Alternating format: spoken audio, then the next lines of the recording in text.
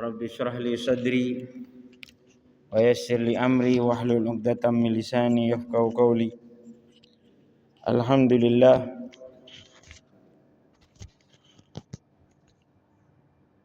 kita diberikan panjang umur oleh Allah Subhanahu wa taala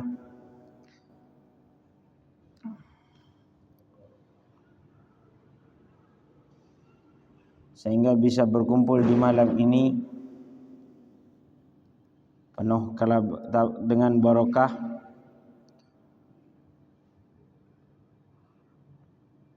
dan tidak punya tujuan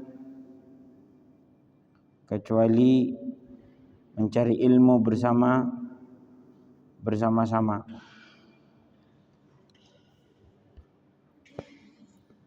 Artinya nerusaki pelajaran saya nang pertemuan saya beri, yaitu tentang niat. Safinatun aja kan iki bab niat. Nah, asal bab niat. Niat salat kak dia. Hah?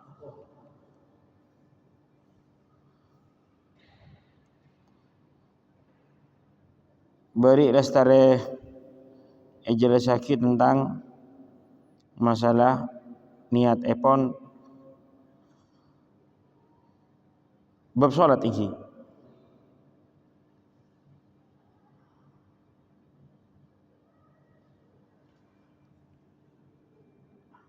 Para tantretan setajana, para hadirin, masalah wudu iki, niat wudu. Niat salat mana niat wudu? Ya, itu. Berarti yang kedua ghusl wajah. Iki. Lestari niatkan beri. Bismillahirrahmanirrahim.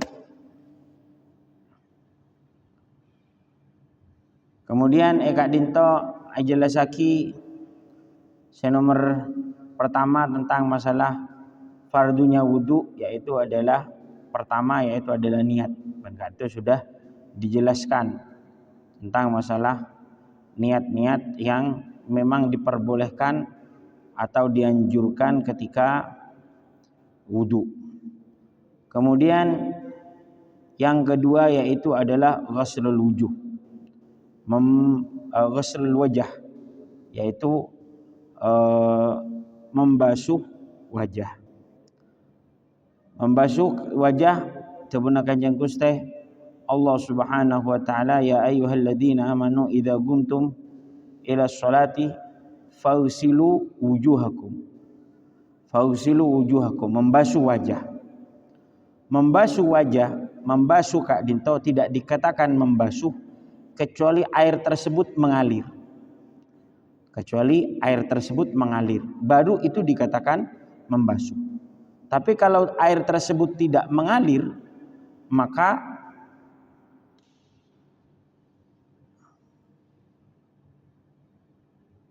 ketika air tersebut tidak mengalir, maka air tersebut dikatakan mengusap. Jadi bedakan antara membasuh dan bedakan antara mengusap. Makanya sekarang ada beberapa video yang beredar di dalam pesawat kalau mau berangkat umroh atau mau berangkat ke luar negeri, ketepatan waktu sholat dan dia tidak punya wudu, maka orang tersebut sekarang ngambil semprotan aki. Lah, ketika disemprot Kak Dinto airnya mengalir apa tidak? Kalau tidak mengalir maka itu bukan namanya membasuh, tapi namanya mengusap. Cuman ada air diusap. Tapi kalau semprotannya sampai bobotnya air bekakili, pas terus pakai ratakan, maka itu namanya adalah membasuh. Jadi yang kedua yaitu adalah ghuslul wajah, membasuh wajah. Kita tahu barusan artinya membasuh yaitu sailanul ma, menjalankan air. Sekiranya mengalirkan air. Sekiranya air kalau diletakkan di dalam di atas kulit kita, maka air tersebut mengalir. Nah, ketika mengalir baru kita ratakan, boleh dengan tangan. Itu namanya membasuh. Tapi kalau ngambil air, seret diginikan, itu tidak bisa. Itu bukan membasuh, namanya mengusap. Karena airnya tidak mengalir. Tapi kalau ngambil air, celok di tanah, sabek dengan tanah. Akhili aing nih, kemudian kita ratakan. Itu diperbolehkan. Tidak harus mengalir semuanya, enggak. Yang penting ada air yang mengalir, kemudian kita ratakan. Yang penting kita ratakan. Wahakadha. Makanya wudhunya Nabi Muhammad SAW itu satu mud. Ya, ini hemat air banget wudhunya Nabi Muhammad. Apalagi kalau orang-orang yang naik haji ketika Arafah, apalagi ketika mabit bermalam di Musdalifah, yang rawan itu sebenarnya mabit di Musdalifah atau di Arafah, karena memang kadang air tidak ada. Entah kalau sekarang itu kadang wudhu pakai botol, air botol. Gimana? Ya gak apa-apa, asalkan ketika membasuh tangan pakili aing. Jadikan air ini mengalir, kemudian kita ratakan. Bisa. Boleh? Itu boleh saja. Karena itu sudah dikatakan ghasl, membasuh. Tapi kalau cuman sekarang beredar caranya di pesawat, cukup disemprotkan. Nah, gak bisa karena airnya tidak mengalir. Tapi kalau disemprot agak banyak sehingga sekiranya airnya itu mengalir, baru kita ratakan. Itu sudah dikatakan ghasl, sudah dikatakan membasuh. Jadi kita sekarang sudah tahu perbedaannya membasuh dan perbedaannya mengusap. Yang untuk wajah tidak sah kalau bukan membasuh. Untuk wajah ini membasuh, karena Al-Quran mengatakan faghsilu, basuhlah. Beda halnya ketika mengusap kepala, maka dikatakan famsah, wamsahu ru'usakum, mengusap. Ngambil air, ya usah pakai. Tak usah apa sampai siram nih sama Nabi Nabi kepala. Tapi kalau wajah wajib faghsil, wajah. Faghsilu wujuhakum, wajah sekarang. Wajah ini dari mana? Wajah ketika yang nampak dalam keadaan berhadap-hadapan. Itu wajah. Yaitu dari telinga ke telinga. Dari telinga ke telinga. Jadi telinga ini kan bukan termasuk wajah. Tapi antara telinga ke telinga ini wajah. Selebar. Panjangnya mulai dari tumbuhnya rambut sampai kak dito. Apa namanya? Sampai cangkem nih gue cangkem. Apa bahasa Indonesia dah? Aku lebih tahu nih ya. Apa? Ah iya, dagu. Sampai ke beban dagu nih kan. Nah, ini kan yang mana? Wajah. Wajah kan. Nah. Terus mana bila air dah mah? Bila air sunnah, bukan termasuk wajah. Tapi sunnah. Membasuh wajah tuh sampai ke leher. Sama seperti membasuh wajah telinganya sampai kening. Itu sunnah.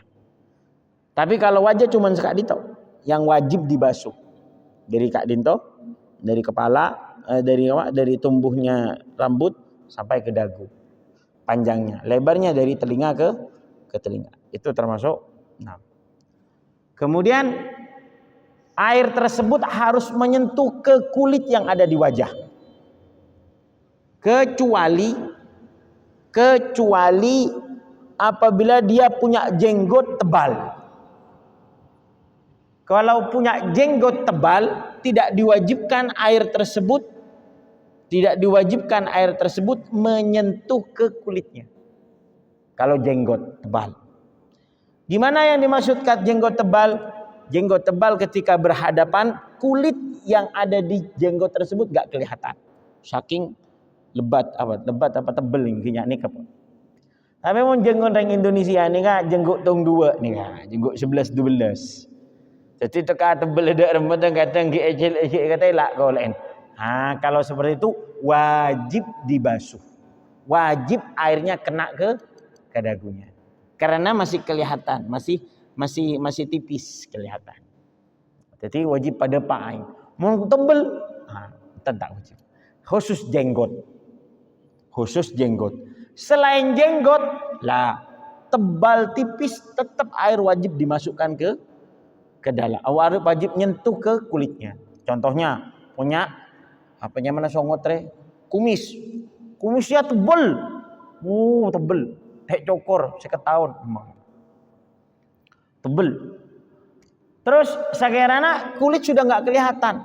Gimana? Nah, wajib air dimasukkan ke dalam kumis. Maksudnya air wajib sampai ke kulitnya kepala, kulitnya wajah saya tutupin kalaban kumis Kak gitu. Yang ditutup dengan kumis. Tebel nggak kelihatan. Ya, tetap wajib. Yang nggak wajib ini kalau cuma jenggot. Nah, kalau jenggot tebal, airnya nggak wajib masuk ke dalam. Pon dah kenjenggut ni kan lah cokok.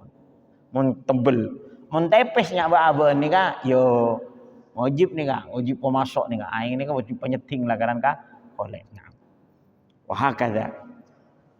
Atau andi obuk kan tau, obuk keluar obuk kan tau. Ada rambutnya tebal. Tetap air itu wajib disampaikan, harus sampai ke kulit dalam, ke kulit sini luarnya, kulit luarnya yang ditutupi oleh rambut tersebut atau bulu sebedana kanton. Ini kan masalah-masalah yang berkaitan kalaban ghuslul wajah, yang berkaitan kalaban membasuh napanya mana wajah. Karena barusan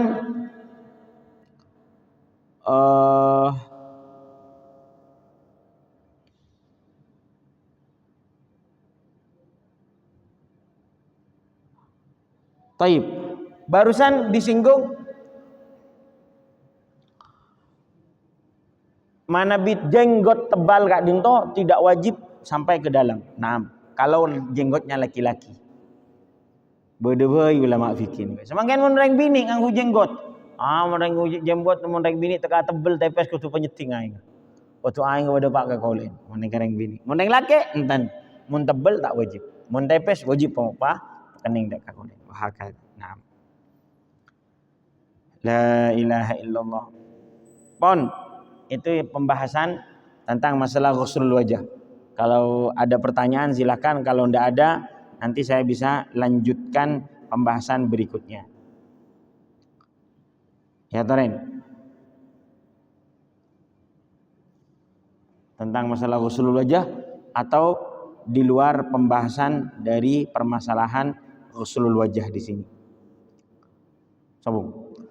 Barusan ada permasalahan yang sempat tersinggung, yang sempat disinggung, yaitu adalah masalah jenggot.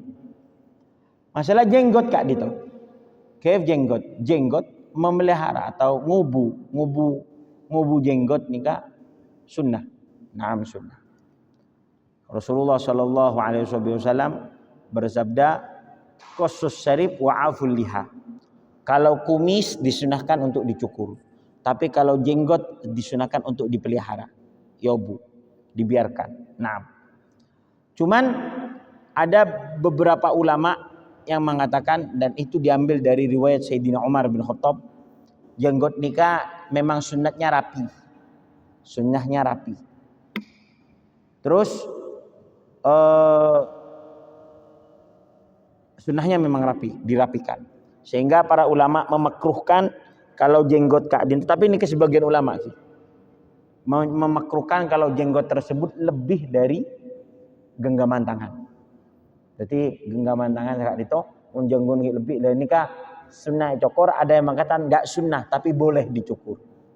Batas bolehnya dicukur itu jenggot kalau lebih dari sepergeman. Ada yang mengatakan lah kalau lebih disunahkan dicukur biar rapi, kelihatan rapi. Dan orang yang pakai jenggot Kak itu mendapatkan kalau memang dia ini memelihara atau ngubu jenggut nikah kengelakaran atau sunnah, ya sudah mendapatkan pahala selama jenggot ini selama jenggot Kak itu beda nikah mendapatkan pahala. Kalau niatnya adalah karena mengikuti sunnahnya Nabi Muhammad sallallahu alaihi wasallam. Oh berarti Nabi ngubu jenggot nikah sunnah semakin kula tak tombu Kak itu. Dari mana Nabi beri obat dah tak usah. Kalau tak tombu gimpon tak usah tombu, tak usah ki paksa beri obat. Tak usah paksa beri obat nih Kak. Tapi kalau memang tumbuh jenggotnya itu kalau dipelihara itu mendapatkan kalau etorot senikah itu mendapatkan pahala, apalagi dirapikan. Sampai Nabi Muhammad Kak Dito sering membawa sisir. Termasuk ada 5 perkara yang selalu dibawa oleh Nabi Muhammad di tasnya. Dulu ndak ada kantong. Baju itu ndak ada kantong. Jadi kalau ada teman-teman belajar kitab atau belajar hadis tentang masalah jeb. Jeb ini sekarang maknanya kantong, ini jeb. Jadi sampai nama Nabi ke Saudi ngucap jeb ini. Jeb kantong. Dulu bajunya orang Arab tidak ada jeb, tidak ada kantong. Loh, hadis ada kok, ada yang menyebutkan jeb. Contohnya seperti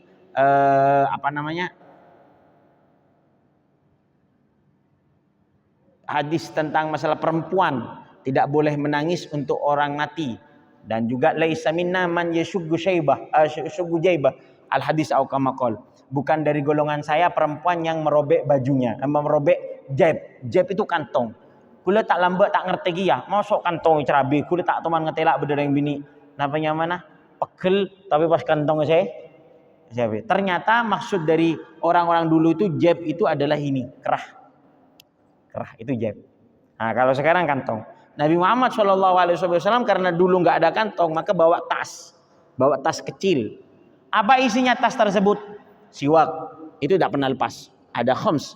Bahkan Sayyidatuna Aisyah yang cerita, karena yang selalu mempersiapkan Nabi Muhammad dalam perjalanan atau dalam keadaan di rumah, Sayyidatuna Aisyah selalu menyiapkan 5 ini. Pertama yaitu adalah jaib. Apa pertama yang ada di kantongnya Nabi Muhammad ini, selalu ada di kantongnya Nabi Muhammad. Pertama yaitu adalah siwak. Kedua yaitu adalah cermin. Angan orang laki meneng Madura bedereng bini ngibe apa? Ngibe cermin elok gelelo la kaca amalo bencok ping. Padahal itu sunnah. Membawa cermin itu termasuk sunnah. Karena Nabi Muhammad yuhibbul jamal. Nabi Muhammad itu suka terhadap keindahan, kerapian. Dan Nabi Muhammad suka. Sallallahu alaihi wa alihi wasallam. Innallaha jamil yuhibbul jamal.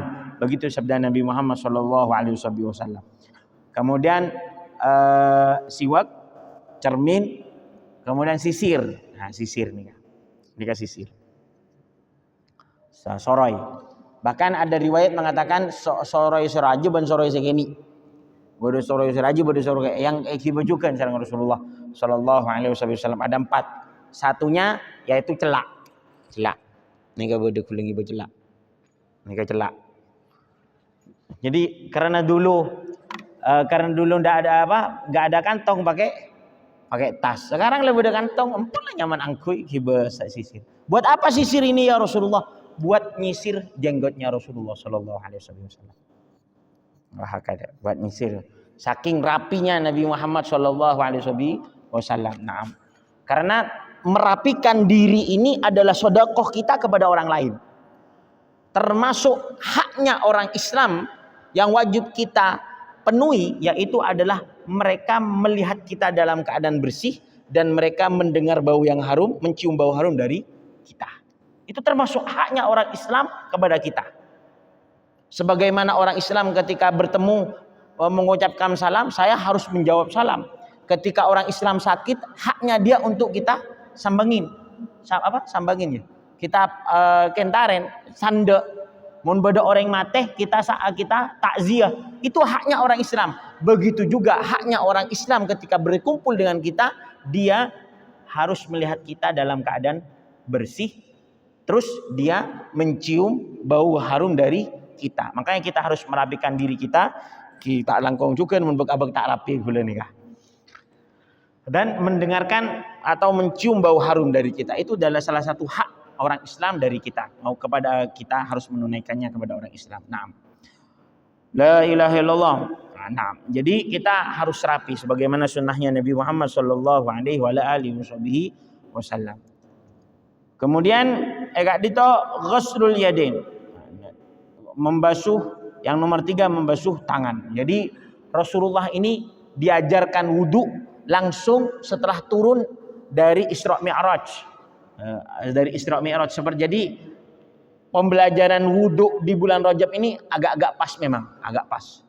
Karena malaikat Jibril mengajarkan wudu kepada Nabi Muhammad di bulan Rajab. Walaupun ulama berbeda pendapat kapan terjadi Isra Mi'raj ini sebenarnya.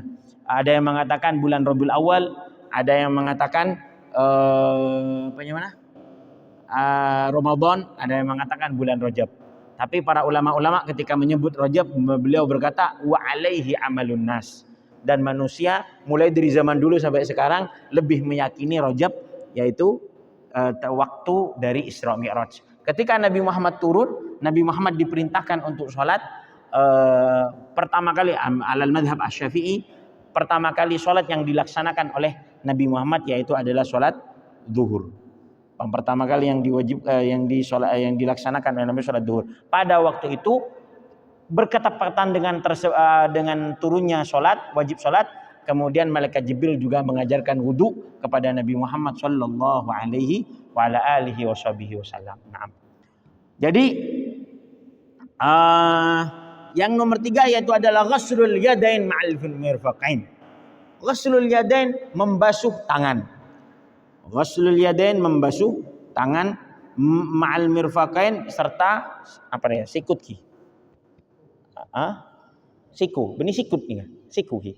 Ki ini kan. Ghuslul yadain ma'al mirfaqain. Sebelum saya lanjutkan, mungkin ada pertanyaan. Ini sudah 10 menit. Dan Isya tinggal 26 menit lagi. Ya Torin.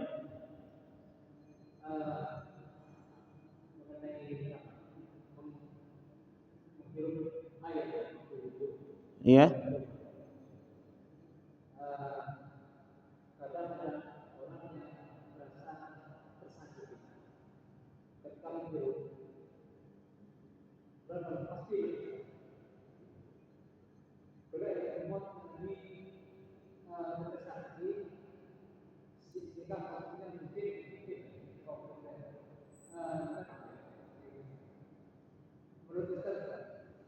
Nah,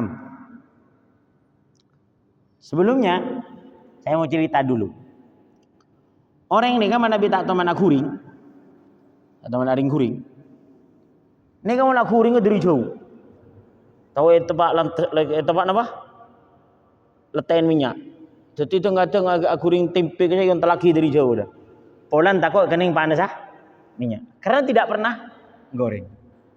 Tapi kalau sudah ahli dalam menggoreng, tengah goreng telur ni kayak setina anu guys, langsung tetak sini. Sudah ahli. Bah tengah-tengah tak usah tanang dua, tanang situ langsung tetak sini guys. Tapi mana orang yang tak ahli, goreng telur ni ngak acak loncak. Waduh kening tapas udah sakit. Tapi kalau sudah biasa, tampas nih sekoni biasa. Begitu juga menghirup air. Kalau tidak pernah, termasuk but gitu. Tapi kalau sudah biasa, enggak. Karena menghirup air ini enggak harus sampai sini ya. Cukup kan tuh sudah. Banyak pemain kan serok kan nih. Itu sudah cukup menghasilkan sunnahnya menghirup yaitu istinsyaq bahasanya. Jadi tak harus kan tonton. Memang sunnahnya mubalaghah. Itu pun kalau tidak membahaya. Tapi sudah mendapatkan kesunnahan menghirup air, yaitu yang penting air sudah masuk ke kantoning airnya. Jadi tahu apa sampai serguk ke dalam, cukup serguk sekoni. Nah, kalau seperti itu. Naam, kalau dia sekarang mempunyai penyakit, sekiranya kalau menghirup maka bisa penyakitnya kambuh. Nah, sekarang tak usah. Tak usah. Karena memang ada penyakit.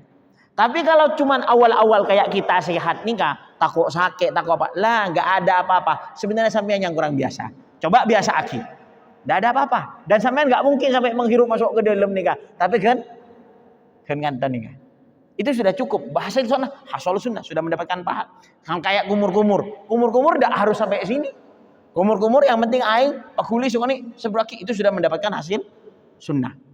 Sudah mendapatkan sunnah, hasolat sunnah, hasolat sunnah. Sama seperti menghirup air. Menghirup air nggak harus sampai sini. Lah, cukup sini sudah mendapatkan. Apalagi awal-awal. Nanti kalau sudah biasa, sebagian orang, walaupun menghirup sampai sini kita sampai terserena, karena sudah bisa mengatur, sampai ke kantor bisa diatur karena sudah terbiasa. Nah, Jadi kadang ada orang itu berasumsi saja bahaya. Orang tak pernah biasa, kayak ini kak kuring nih kak, mau pertama kali kening letek sekali, kayak kebakaran. Biasa, pertama kali seperti itu. Tapi kalau sudah terbiasa, kita kayak kening letek benyan, tak sakit. Wah kata. Kecuali memang sudah ada larangan dari dokter. Kecuali memang ada penyakit. Sekiranya dia tahu sendiri kalau saya sampai kemasukan air, kak itu berdelokah umpamana. Di sini habis operasi, ketika nyergu, lah sekarang enggak usah. Sekarang enggak usah. Karena memang ada bahaya yang sudah pasti. Sekarang enggak sunnah dia orang. Karena lebih wajib menjaga kesehatannya.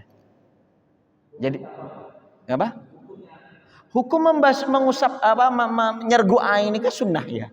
Sunnah dilakukan. Oh nah, saya sebelumnya belum menyampaikan. Jadi sunnah nyergu air, menghirup air ini sebelum membasuh wajah.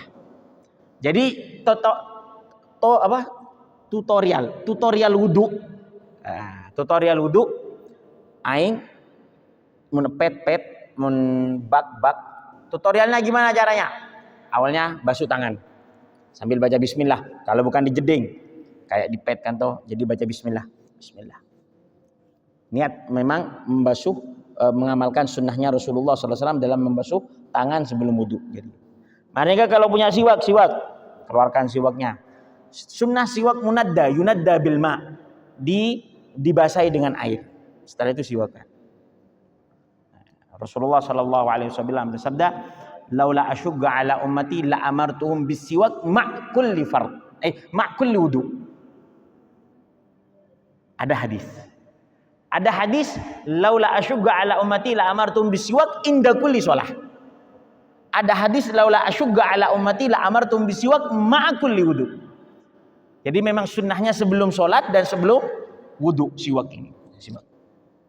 Mari siwak, kemudian semakin nyergu aing. Nyergu aing kak dito, sunnahnya nyergu aing kada kemudian mur-kemur. Tapi mau orang yang gelak langsung mur-kemur, maka semakin gugur sudah sunnahnya nyergu. Entar mur-kemur kada benih nyergu aing seboran.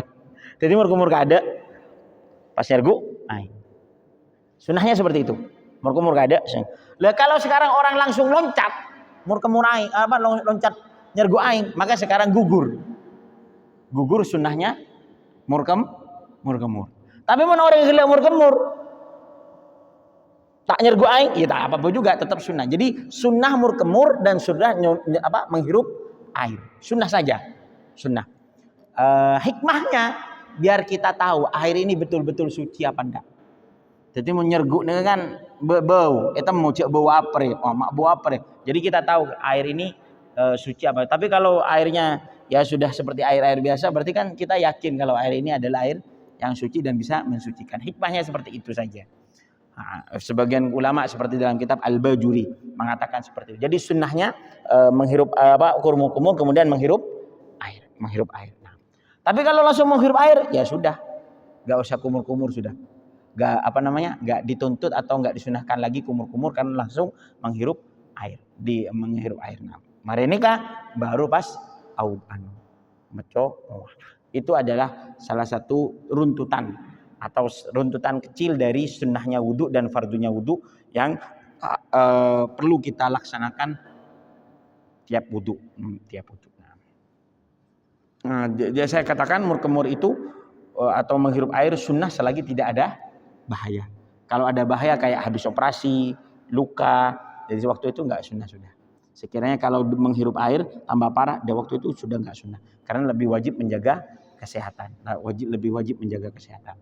Nah, ini yang bisa kami sampaikan. Allahu a'lam. Ada pertanyaan lagi? Pertanyaan bebas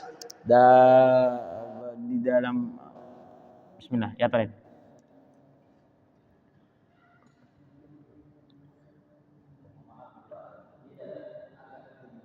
Kila garan. Angan kulit tak nyemak nih kak. Abang keluar.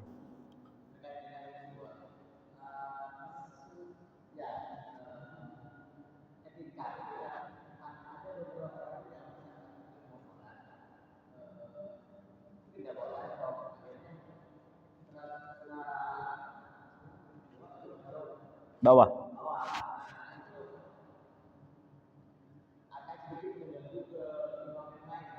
mau yang lain. Nah.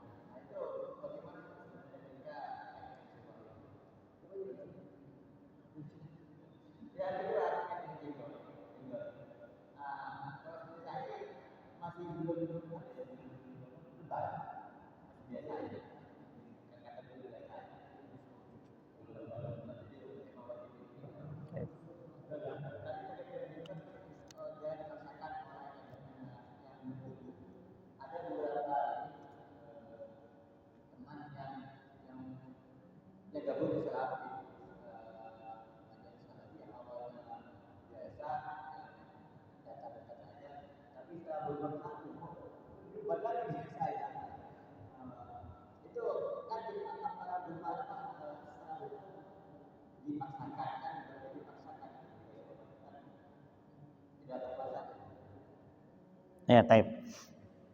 Ada 3 pertanyaan. Pertanyaan pertama masalah siwak. Siwak ini dulu di zamannya para sahabat, saya katakan di zamannya sahabat tidak ada kantong. Jadi sahabat ini ada yang meniru Nabi Muhammad, yaitu pakai tas kecil yang di dalamnya ada apa? Siwak, sisir, cermin ini semakin lebih ada apa? HP. Jadi sampean menggibah HP ini kalau niat ngibah cermin sanika. Malih hasal sunnah mendapatkan sunnah sanika. Karena bisa nih kayak ngibah cermin nih kan sekoni nih. Biar mendapatkan pahala. Naam, biar enggak cuman nganggur gitu loh. Waktu kita enggak ada pahala. Tapi kalau kita niatkan membawa cermin lah biar kita bisa bercermin, insyaallah kita ditulis mengamalkan sunnahnya Nabi Muhammad SAW. Terus ketiga, keempat ya sisir dan yang saya sudah sebutkan tadi. Ada lagi memang jadi 5 ya. Ada yang mengatakan yang terakhir ini sisir yang besar. Ada yang mengatakan alat cukur, yaitu gunting atau alat potong kuku. Nah, ala kulli hal itu yang nomor 5 masih riwayatnya berbeda-beda. Ada yang riwayat yang lain mengatakan sisir, ada yang riwayat lain mengatakan bukan sih ya sisir yang besar, ada yang mengatakan riwayat yang lain mengatakan tempat cukur alat cukur. Nah. Kemudian ada sahabat lagi kalau yang nggak bawa ada yang nggak bawa ini tas, ditaruh di atas nyetan gitu. Jadi sahabat pakai surban, jadi siwaknya di atas gitu. Semakin nyak nikai kocak parabola abu antennya deh. Kenapa sahabat ini kok ada di atas? Ya tadi karena tidak punya kantong. Pada zaman itu masih belum ada yang fashion, ada baju, ada kantongnya gitu loh. Gak ada masih. Terus kedua, kenapa kok taruh di atas? Ya karena memang lebih gampang. Mereka ini mengetahui Nabi Muhammad ini suka, ya tasabbas, suka siwak. Jadi sahabat ingin siwakan terus. Jadi dikit-dikit ngambil siwak. Mau masuk masjid siwak, taruh lagi. Mau sholat siwak lagi. Siwak ada. Siwak lagi. Gimana kalau sekarang ditaruh di bawah? Sebenarnya sebelum saya ke masalah jijik tak jijik ya. Ditaruh di bawah kayak gini ini sebagian ulama. Saya tidak mengatakan semuanya, sebagian. Dan ini enggak ada hadis. Ini adalah masalah perasaan para ulama. Perasaan para ulama. Boleh diikuti, boleh enggak diikuti. Tapi ini perasaannya orang-orang yang mentakzimkan, mengagungkan siwak. Itu enggak bersenang. Seperti ini. Kenapa? Ini siwak dicintai oleh Rasulullah. Masa sesuatu yang dicintai Rasulullah taruh di bawah? Itu. Walaupun enggak haram ya. Walaupun enggak ada Al-Quran hadisnya. Ini adalah sebagian perasaan para ulama yang begitu cintanya kepada Nabi Muhammad. Karena siwak ini adalah hal yang dicintai oleh Nabi Muhammad. Maka mereka tidak suka atau mengatakan makruh lah. Atau tidak punya adab kalau siwak ditaruh di bawah. Alasannya bukan masalah jijik tak jijik, tapi ini adalah sesuatu yang dicintai oleh Nabi Muhammad. Masa sesuatu yang dicintai oleh Nabi Muhammad kita taruh di bawah? Masa kita taruh di bawah? Enggak lah. Enggak. Kita agungkan siwak ini. Makanya kita taruh atau kalau taruh berdiri gini kan. Berdiri kayak gini. Paling tidak jangan sampai begini kan. Sama seperti kita meletakkan kitab Masa kitab taruh di bawah? Ada nama Allah, ada nama Nabi Muhammad, ada namanya orang-orang mulia. Makanya jangan letakkan Al-Quran atau kitab ditaruh di bawah, letakkan di atas. Naam. Lebih kepada jijik. Naam. Kalau sekiranya memang samping kita jijik ya, jijik yang memang standar. Ya kita bagaimana sekiranya siwak ini, bahkan saya dulu belajar ya dari guru saya. Dari guru saya waktu saya belajar di Malang. Tapi saya tidak pernah mendengar dari guru-guru saya yang lain seperti di Yaman atau di pondok lain, tidak. Cuman di Malang. Kalau kamu melihat atau yakin ada teman kamu sangat jijik, kan bodoh orang ini over sini ke jijik. Jadi kalau bawa siwak jangan diginikan, balikkan. Malah saya ketelak nih kan, benih koncon nih. Kalau memang sampean yakin ada temannya sangat jijik, bocian, anancan bocian, siwaknya diginikan. Sekiranya tak ketelak, saya kan nih kan, jadi sahabat dia betul. Wah, ya kalau sahabat iba bagaimana? Ya solusinya besoknya bawa baju. Sekiranya beda kantong pas masuk ke dalam. Untuk waktu itu ya enggak apa-apalah. Ada juga Syekhuna Ustaz, guru kami. Guru kami kalau waktu tarawih ya, saya tahu kalau waktu tarawih ini gini. Ditutup. Lah. Jadi beliau sholat di sini. Rida ditutup kayak gini. Ini guru kami. Kenapa kok gak ditaruh di sini? Iya, karena tarawih. Tarawih ini kan cepet habis salam berdiri langsung. Jadi kalau taruh di kantong takut lupa, makanya ditaruh di depan sini. Jadi setelah salam langsung ngambil, langsung masukkan lagi. Ini guru kami, Ustaz. Di Yaman kayak gitu. Jadi bisa dipraktekkan ini. Kalau kalau umpamanya gak bawa kan baju kantong, mungkin agak di malaikat ketelak sini kalau saya mahal kata. Itu hanya cuma sekedar solusi saja, Tapi yang jelas kita tidak boleh bikin orang lain jijik, Jadi solusinya gimana ya? Untuk kedepannya bawa baju sebeda kantong seperti itu. Nah, pertanyaan ke-3, masalah jenggot. Apa kedua itu? Oh ya jenggot, Ajuna tanya jenggotnya sendiri gitu. Saya gak deket ya, coba bisa deket nanti lah. Gampang aja Ustaz, nanti aja. Tambah. Jadi yang dimaksud itu muwajahah yaitu berhadapan. Hadapan yang dekat. Kalau seperti ini kan gak dikatakan berhadapan. Berhadapan itu ya kalau sampean dengan ini kelihatan enggak kulitnya. Nah, kalau kelihatan berarti masih belum tebal seperti itu. Nah. Terus kemudian masalah, jadi kalau nggak jenggot ya, nggak disunahkan untuk menumbuhkan jenggot. Ini perlu diperhatikan. Kalau nggak tumbuh, ya nggak disunahkan. Tapi kalau orangnya sekarang menumbuhkan ya sudah, berarti dia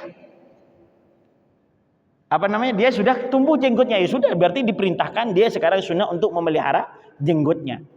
Tapi kalau sekarang nggak punya jenggot, dia nggak punya jenggot sekarang.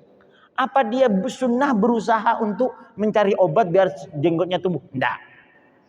Tapi kalau dia sekarang mencari, maka ketika tumbuh, maka disunahkan untuk memelihara jenggotnya, merapikan jenggotnya, biar mendapatkan sunnah. Paham kan dari dua permasalahan ini? Nah, wahakadha.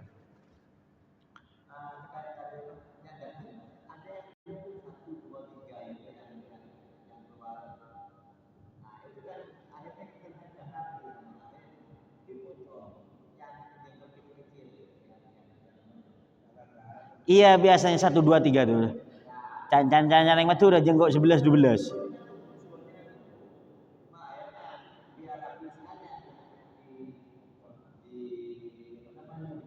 Itu makruh Ustaz. Kalau sampai dihilangkan, enggak sampai haram tapi makruh. Karena hadisnya memang Rasulullah a'fu liha.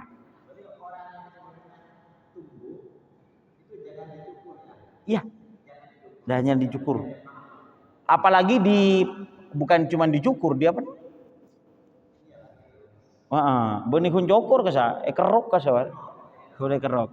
Itu enggak sampai haram tapi makruh. Gitu aja.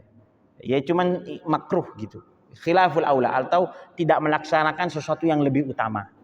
Tidak melaksanakan sesuatu yang lebih utama. Yang lebih utamanya memang apa? Memang dipelihara. Memang dirawat seperti itu. Karena hadisnya a'ful liha. Ada yang mengatakan memang makruh mencukur jenggot apalagi sampai enggak ada bermodel kayak masih muda gitu. Itu makruh. Nah, walaupun enggak sampai haram ya. Seperti itu. Untuk kecuali jenggot yang panjang yang dirapikan itu saya katakan tadi ada yang mengatakan sunnah kalau terlalu panjang memang sunnah untuk dipotong biar rapi ya. Oh ya ada dulu perkataan seorang ulama, tambah panjang jenggotnya tambah goblok. Dulu saya ingkar perkataan ini. Ternyata itu perkataan para ulama. Itu maksudnya jenggot, Ustaz, bukan jenggot kita ini tambah panjang tambah jenggot. Enggak. Itu maksudnya jenggot yang sudah panjang segini masih dibiarkan. Dan itu tidak semua ulama. Jadi ada begini. Ada perkataan ulama itu dari Al-Qur'an hadis. Ada perkataan ulama itu dari perasaan kayak tadi yang saya mengatakan kalau taruh di bawah perasaan itu. Yang namanya adzauq, bahasanya adzauq. Ada perkataan ulama itu dari tajribah, dari dari percobaan. Makanya contohnya percobaan seperti ini. Sampean anak cabis ke kiai. Kula sakit darah tinggi kiai. Makan temon sampean. Insyaallah makan temon deureun turun. Perkataan ulama yang ngakan temon ini dari Al-Qur'an. Lah, dari hadis? Lah, dari perasaan? Enggak, tapi mana? Dari percobaan seorang kiai atau orang lain ketika darah tinggi ngakan temon bisa turun. Nah, jadi tidak semua perkataan ulama langsung kalau dari Al-Qur'an hadis, kita harus tahu posisinya. Nah, ketika ini ada memang kitabnya Ustaz. Saya baru tahu tadi. Makanya kalau sudah tahu gak gampang ingkar gitu loh. Oh iya ada. Tapi perkataan yang panjang jenggotnya tambah itu bukan dari Al-Qur'an hadis atau bukan dari sebuah perasaan, tapi memang dari ada sebagian orang seperti itu ketika orangnya gila jenggon etoro sampai cung-cung itu. Walaupun kita lihat ulama-ulama banyak ahli hadis dan ulama-ulama ahli fikih jenggotnya panjang. Ada banyak ahli hadis, ulama ahli itu ada. Wah, ada. Maksud saya bicara seperti ini, kita jangan gampang mengingkari perkataan-perkataan yang mungkin belum kita ketahui, terutama yang tidak frontal keharaman atau kemakruhannya. Cuman sekedar masa nyari langsung kita protes, belum tentu gitu. Seperti itu yang maksud saya. Ini yang berkaitan masalah tambahan ilmu tentang masalah jenggot. Tambahan jenggot. Nah, ada lagi?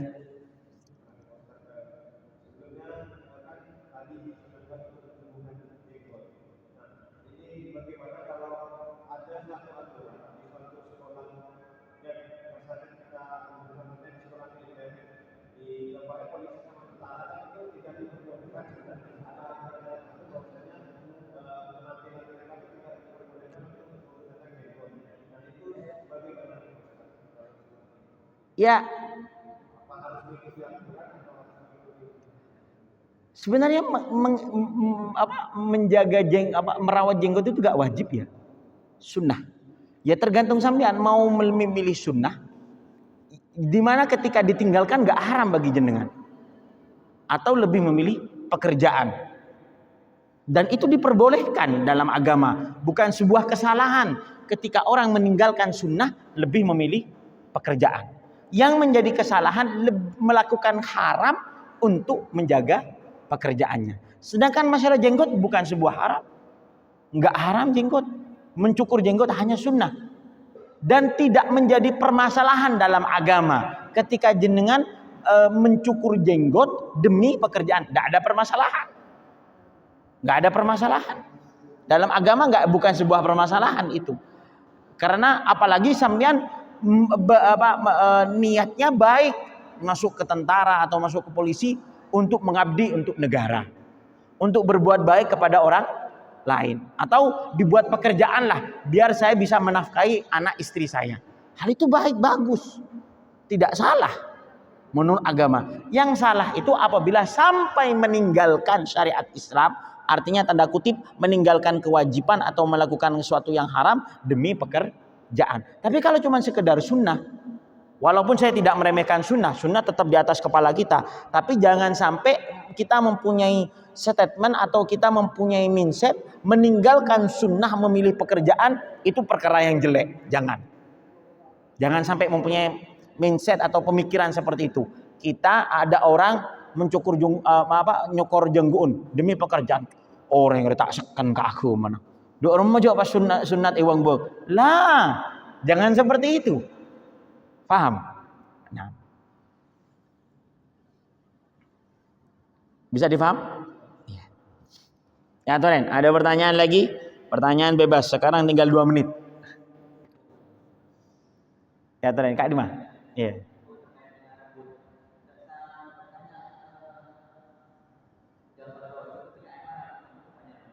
Nah, ada 3 riwayat, Ustaz. Ada 3 riwayat. Nabi Muhammad rambutnya di atas. Wah, saya semuka abek tak nyaman ya, obuk lanceng bolan. Kita jokor. Ada rambutnya Rasulullah sampai sini, Ustaz. Sampai sini. Ada rambutnya Rasulullah sampai di bawah udun, di bawah telinga. Berarti sampai sini. Ada rambutnya Rasulullah kadang sampai pundak. Dan itu masuk akal. Riwayat ada, bukan cuma masuk akal. Ini memang secara hadis dibenarkan. Dan secara akal masuk. Karena Nabi Muhammad itu kadang memotong rambutnya hanya cuma ketika setelah haji. Yaitu setelah tahallul, ketika setelah haji atau setelah umroh, seperti itu. Jadi kadang rambutnya Rasulullah sampai pundak, bisa masuk akal juga, seperti itu. Cuman yang perlu diperhatikan, ulama di zaman dulu sampai zaman sekarang itu mengatakan untuk zaman ini rambut panjang makruh. Karena sudah menjadi ciri khasnya orang-orang fasik.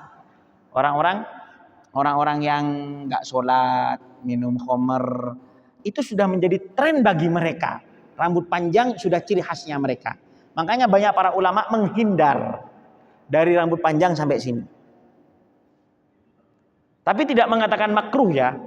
Rambut panjang makruh. Oh, tidak bisa. Oh, itu dilakukan sunnahnya Rasulullah. Tapi banyak para ulama menghindar sunnah rambut. Karena sunnah nggak harus panjang loh ya. Di sini juga sunnah. Terus rambutnya sampai gini di atas telinga juga sunnah. Makanya ulama lebih memilih sunnah yang sini atau yang paling tidak panjangnya sampai di bawah telinga, nggak sampai ke pundak.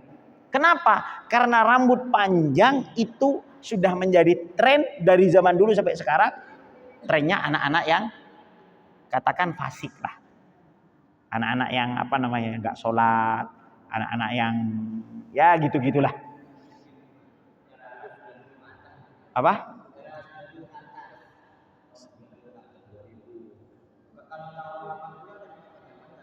Iya, seperti itu. Dan itu 900. Bahkan itu 400 tahun yang lalu ulama yang mengatakan seperti ini. Ulama yang mengatakan seperti itu sudah mulai dari 400 tahun sampai sekarang. Sampai sekarang banyak para ulama-ulama yang tidak suka rambut panjang, alasannya karena seperti itu. Toh sunnahnya Rasulullah gak harus rambut panjang. Sampai telinga juga sunnah, di atas juga pernah dilakukan. Bahkan gundul juga pernah. Jadi semuanya boleh dilakukan. Yang penting niatnya mengikuti sunnahnya Nabi Muhammad sallallahu alaihi wasallam. Yang nggak boleh itu yang qaza. Yang boleh aja qaza. Itu yang qaza yang nggak boleh.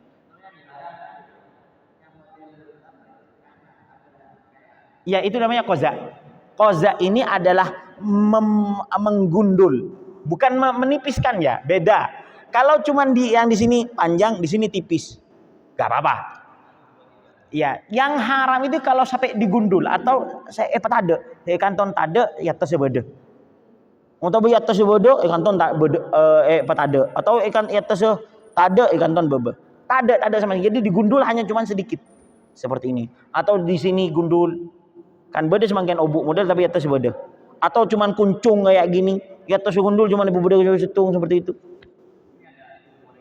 Itu qaza. Qaza ini indana Asy-Syafi'iyah makruh, enggak sampai haram. Walaupun ada beberapa ulama yang mengatakan haram, tapi bagi kita ulama Syafi'iyah mengatakan makruh. Qaza. Walaupun ada juga yang mengatakan haram. Al-qaza seperti itu. Naam. Sudah ya? Sudah 2 menit. Ada pertanyaan lagi? Ya, Toren. Nggak, itu kayaknya nggak itu. Karena cuma tipis. Tipis, bukan gundul.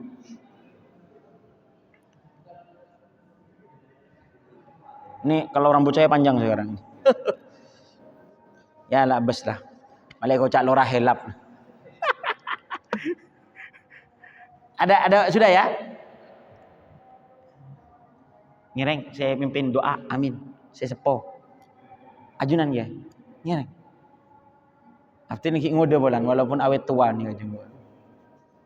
Amin. Amin. Ngireng ya. Ustaz, ngireng. Alhamdulillahirabbil alamin. Allahumma shalli wa sallim ala sayyidina Muhammad. Allahumma anfa'na bi ulum. Allahumma 'allimna ya rabbana ma jahilna. Allahumma anfa'na bima 'allamtana waj'alna ulumana nafi'a mubarakah wa muqarribal rasulillah sallallahu alaihi wasallam. Alhamdulillahirabbil alamin. Al-Fatihah.